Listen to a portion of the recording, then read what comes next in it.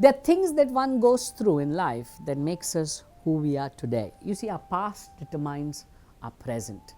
But the things that we go through in the past can also stop us from experiencing what life we can have in the days to come.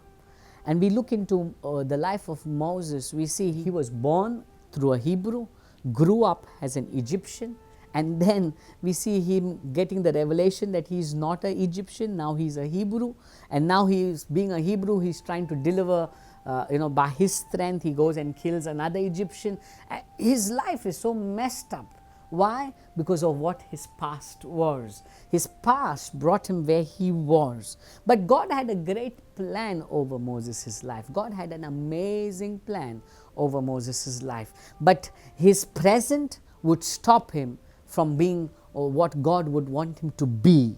His present, if God had not dealt with him, if God had not worked upon his life, if God had not met with him, he would have not reached the potential that God wanted him to reach. Today I want to tell you who's watching, there are things that you may have been through that has brought you where you are. You may have gone through things of the past, maybe rejection, maybe pain, maybe bitterness, maybe there's an identity crisis, maybe you don't know what you are heading into, maybe you've been abused as a child, maybe you've been rejected. There are things of the past that has brought you today which can prevent you from going where you need to be going. And only God, if you have an encounter with God, you will begin to experience your change. Moses had his own issues, and that's why one of the things that happens is when God meets with Moses in Exodus chapter 3 verse 11, Moses replies to God and says, "Who am I?"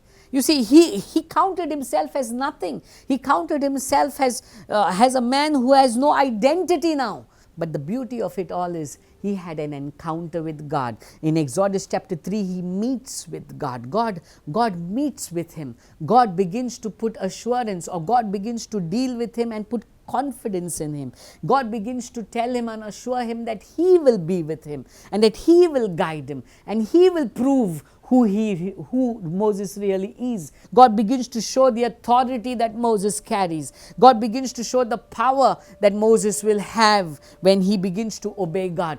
God transforms Moses from a nobody to somebody, from a confused person to a man of great potential, to a great leader of Israel, a leader that everybody looked up to. We see Joshua following the footsteps of Moses. He looked up to Moses. He served Moses. And that's exactly what would happen into your life if you begin to give your life to God, if you begin to have an encounter with God. No matter what your past has been, no matter how messed up your past may have been, no matter where your past has brought you today, you can have a glorious future tomorrow if you only give your life to God. If you only begin to tell God, "Show me who you are." Just as you revealed yourself to Moses, reveal yourself to me, God. Just as you revealed yourself to Saul in the Bible, who became Paul later on, reveal yourself to me, God. You see, when God reveals himself to you, you can never be the same again.